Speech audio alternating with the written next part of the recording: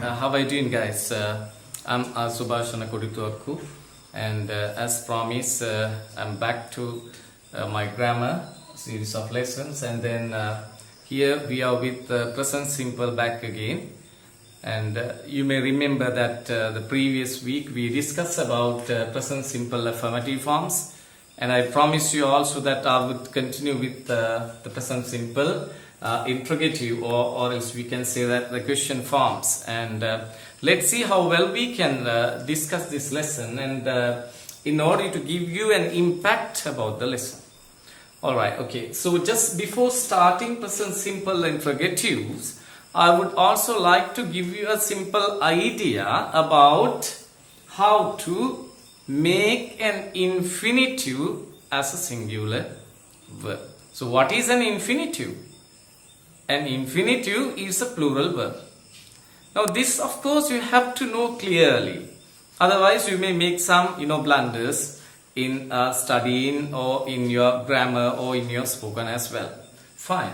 Okay, so let me begin with this one, the spelling rules. We'll give you a simple few tips on this ones. Now when you find a verb, or if a verb ends with double S, SH, CH, XO, double S, SH, CH, X and O. What we have to do to make that particular verb as a singular verb, we add ES to the end of the verb. We add ES to the end of the verb.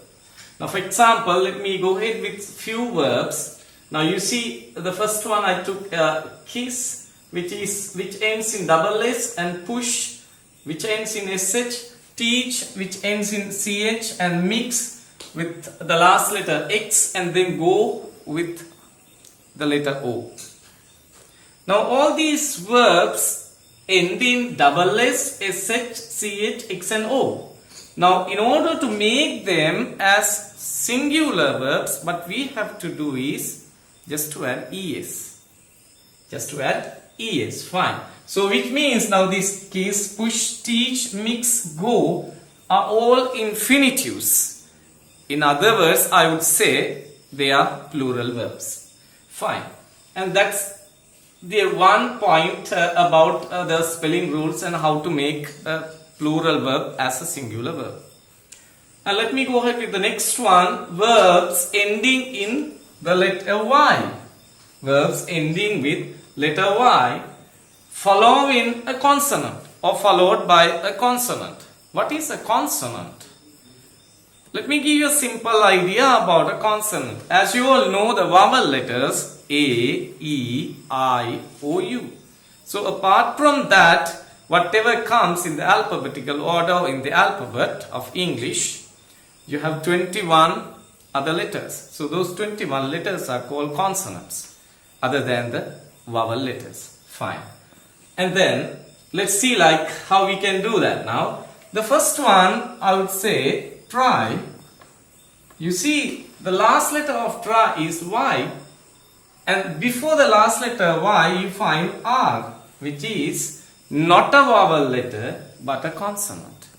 So in that case, to make it as a singular verb, what we do is we delete Y and then we add IES. We add IES. And you again have married the last letter Y followed by the letter R is the same. You delete Y, add IES. And the fly is also the same. You delete Y and then add IES. Add IES. Alright, so that's about the verbs which ends in Y followed by a consonant. And then Y followed by a vowel letter. Now that's a different case then.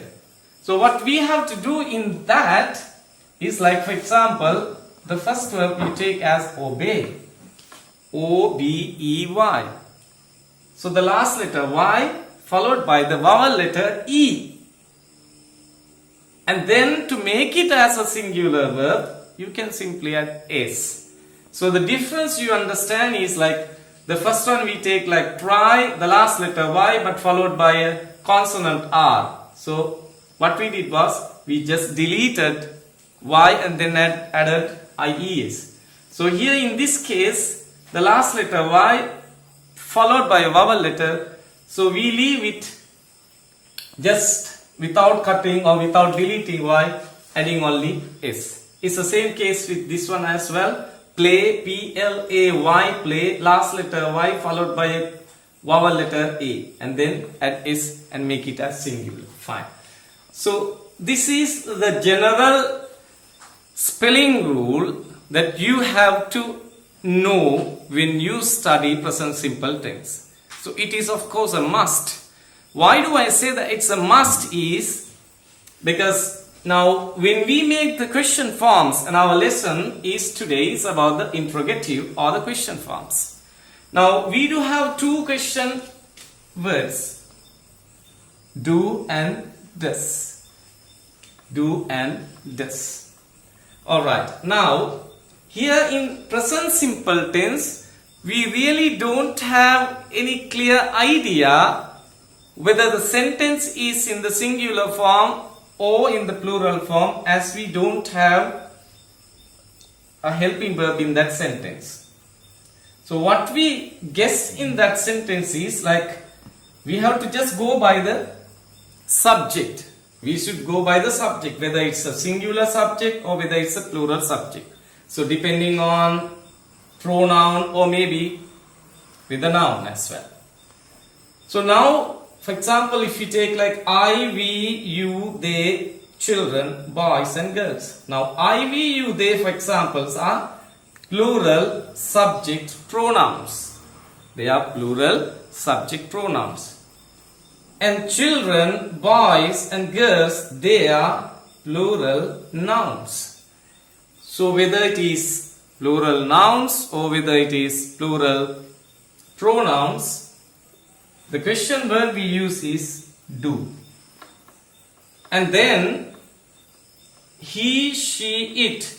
These are singular pronouns. A child, a boy, a girl are singular nouns. So what comes with singular nouns or with singular pronouns as a question word is does. Now we talked about two types of question words, do and does. But when you get an affirmative sentence in present simple tense, these question words are not clearly indicated as I told you before. So to identify a singular sentence or a plural sentence, we have only the subject and the verb, as we do understand what is an infinitive or what is a singular verb. But now in this case, in order to make an affirmative present simple sentence into a question form, what we do is we go by the subject. Now for example, I, we, you, they. Now we do know for sure that these are all plural subject pronouns. So what's the question word we are going to use? Do. How did we decide on that? We can determine on the question word just by looking at the subject. So generally we call these as the subject, because as they are in the place of the subject. For sure, like I, we, you, they, we take them all as subject pronouns, but nouns of course we can use them as subjects or even objects. That's not a problem in that case. Fine. And then let's see. Now this is the structure I'm going to teach you about how to make a question form in the present simple tense. Do plus subject plus infinitive plus object. This is a plural sentence in the question form. Number 2, does plus subject plus infinitive plus object. So only these two structures are left there. If we do understand these two structures, it is so easy for us to understand the present simple form interrogatives. Well, you see now one similar thing you may observe here is whether it is do or does, the verb is always an infinitive in the question form. Now do plus subject plus infinitive, does plus subject plus infinitive. Now this sentence with do is a plural sentence and number 2 with does is a singular sentence. But what happens with the verb? Both the verbs are infinitives. Both the verbs are infinitives. So it is so easy for us to understand whatever the subject, if we use do or does, the verb has to be always an infinitive. That's the normal order and that's the normal standard structure we learn in present simple tense. Fine. Let me go ahead with few examples with you. Now this is as I explained you about a sentence in my previous lesson. Now here you find subject, verb and object. Now we have built up a sentence using subject plus verb plus object structure. But still the sentence is in the present simple form. And it is an affirmative sentence. Now here you see the subject they is a plural subject pronoun. And then study is an infinitive or a plural verb. And subject of course is English. Fine. And then in this case, in order to make this sentence as a question form, in the question form, what we do is we take, just by looking at the subject, yes, they is a plural subject pronoun. So we know that do is the question verb. So we take out do right in front of the subject, do. And then you write they. Verb is always the same, that is study. Why? Do plus subject plus infinitive. So study itself is an infinitive. So no changes are done here. Do they study English? That is the question form. And then number 2 also, the second example I made here, I took a singular subject pronoun he. So he, we can't use he study. Why? We can't use he study because he is a singular subject. Then we have to make or convert the singular verb into a singular verb. A study is an infinitive, so we have to make it as a singular verb. Why? Singular subject plus singular verb plus object. I talked to you about this in my previous lessons, so you have to follow up the same structures. And then he studies English. So this sentence we understand from the subject and from the verb, it's a singular sentence. So the question verb we use here is does. And when you look at this also, it is very obvious for you that the question word does should be taken out. And when you use does here, you see what happens to the verb, it remains as an infinitive. So if you go through this one, does plus subject plus infinitive. And here also we have used an infinitive. So study is an infinitive. It's a plural verb. So when we use does with this sentence or in this sentence with he, verb has to be also an infinitive. I hope guys, so it's very clear to you. And let me also talk few things. Now it is not, in a sentence it is not always subject plus verb plus object. There can be sometimes adjectives, there can be sometimes adverbs. So let me go ahead with this simple example. I took 3 verbs. Now for example 3 verbs like think, write, run. We'll go ahead with this one. I think, we think, you think, they think, children think, boys think, girls think. If we also take out this adverb, I can say I think so, we think so, you think so, they think so, children think so, boys think so. Alright? Now here subject plus verb plus an adverb. So to make this or to convert this into question form, you can say do you think so? Do we think so? Do they think so? Do children think so? Do boys think so? Do girls think so? That's the way to make the question form with this simple. And we also take it here with these singular subject pronouns and with singular nouns. He thinks so. She thinks so.